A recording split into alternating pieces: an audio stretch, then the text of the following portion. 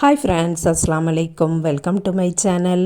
இன்றைக்கி நம்ம சேனலில் நல்ல டேஸ்டியான புட்டிங் ரெசிபி பார்க்க போகிறோம். இதை நம்ம எதை வச்சு பண்ணியிருக்கோம்னா அகர் யூஸ் பண்ணி இந்த புட்டிங் ரெடி பண்ணியிருக்கோம். வாங்க எப்படி பண்ணலான்னு பார்க்கலாம். ஃபஸ்ட்டு ஒரு பேன் எடுத்து அடுப்பில் வச்சுருக்கேன். அதில் 2 கப்பு பால் ஊற்றியிருக்கேன். இது நான் ஏற்கனவே காய்ச்சின பால் தான். ஃப்ரெஷ்ஷான பாலாக இருந்தாலும் ஒன்றும் பிரச்சனை இல்லை. இன்னும் கொஞ்சம் டேஸ்டியாகவும் திக்காகவும் இருக்கிறதுக்காக வேண்டி நான் 1 டேபிள் ஸ்பூன், அதாவது பெரிய டேபிள் ஸ்பூனில் 1 டேபிள் ஸ்பூன் மில்க் பவுடர் சேர்த்துருக்கேன். 1/2 டேபிள் ஸ்பூன் அகர் பவுடர் சேர்த்துருக்கேன். இதை இப்போ நல்லா மிக்ஸ் பண்ணி கொடுத்துக்கலாம். பால் நல்லா கொதிக்கட்டும். அப்போ தான் இந்த அகர் பவுடர் எல்லாம் நல்லா கரையும். மில்க் பவுடரை நல்லா கரைச்சி விட்டுறலாம். ஏற்கனவே காய்ச்சின பால்னால் இதில் நிறைய பாலாடை இருந்தது. நான் அதோடையே ஊற்றினேன். அப்போ தான் நல்ல டேஸ்ட்டாக இருக்கும் அப்படிங்கிறதுக்காக வேண்டி.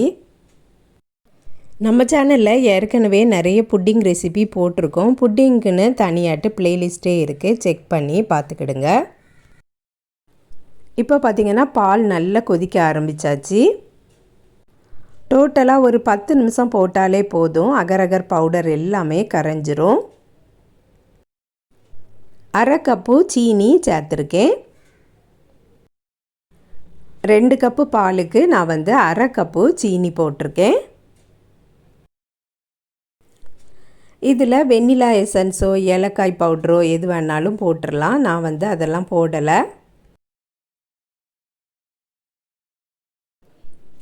இப்போ பார்த்திங்கன்னா நல்லா ரெடி ஆயாச்சு. இனி அடுப்பை ஆஃப் பண்ணிடலாம். எந்த பாத்திரத்தில் ஊற்ற போகிறோமோ அதில் ஃபில்டர் பண்ணியே ஊற்றிடலாம். ஃபில்டர் பண்ணி ஊற்றும்போது தான் அந்த அகர் பவுடர் ஏதாவது கரையாமல் இருந்தால் கூட அந்த ஃபில்டர்லேயே வந்துடும். கண்டென்ஸ்டு மில்க் இருந்தால் இன்னும் நல்ல டேஸ்டியாகவே இருக்கும். அது எல்லார் வீட்லேயும் எப்போவுமே இருக்காது. அதனால தான் நான் மில்க் பவுடர் சேர்த்துருக்கேன். ஃபில்டர் பண்ணினதுக்கு அப்புறமா கொஞ்ச நேரம் ஆறுனதுக்கப்புறம் நம்ம ஃப்ரிட்ஜில் எடுத்து வச்சிடலாம். நல்லா செட் ஆயிரும்.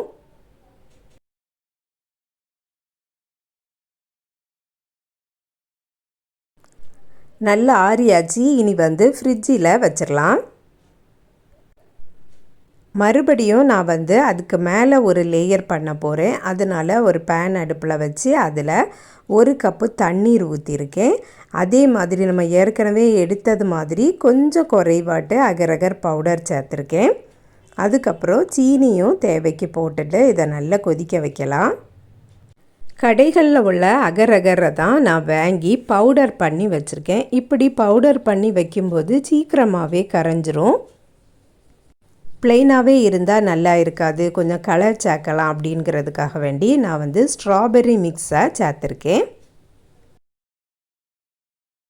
ஃபைனலாக கலரை சேர்த்துட்டு அடுப்பை ஆஃப் பண்ணிட்டேன்.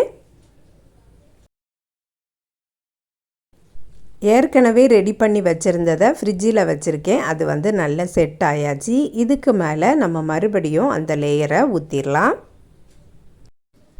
ஏதாவது ஒரு ஸ்பூனுக்கு மேலே வச்சே நம்ம ஊற்றிடலாம். இது நம்ம கீழோல லேயர் நல்ல செட் ஆகிடக்கூடாது. நல்ல செட் ஆகிட்டுனா 2ஆக பிரிஞ்சு வந்துடும். கொஞ்சம் தான் லைட்டாக மேலே நமக்கு செட் ஆகிருக்கணும். அந்த நேரமே நம்ம இதை செய்து வச்சு ஊற்றிடணும். கொஞ்ச நேரம் ஆற விட்டதுக்கு அப்புறமா நம்ம மறுபடியும் ஃப்ரிட்ஜில் வச்சிடலாம்.